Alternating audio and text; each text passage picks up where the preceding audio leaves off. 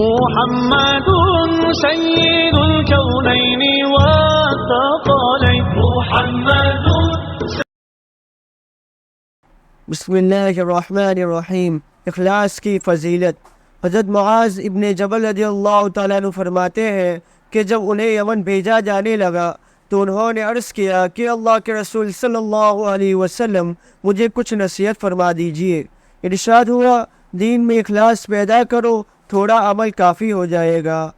حضرت صحابہ رضی اللہ تعالیٰ عنہ سے روایت ہے کہ میں رسول اللہ صلی اللہ علیہ وسلم کو ارشاد فرماتے ہوئے سنا کہ مخلصین کو بشارت ہو، یہ لوگ چراغ ہدایت ہے، ان سے ہر فتنے کی تاریکی دور ہوتی ہے.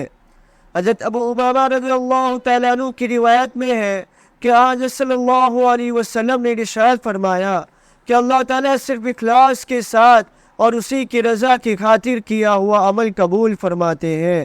نصیحت المسلمین صفحہ نمبر 34.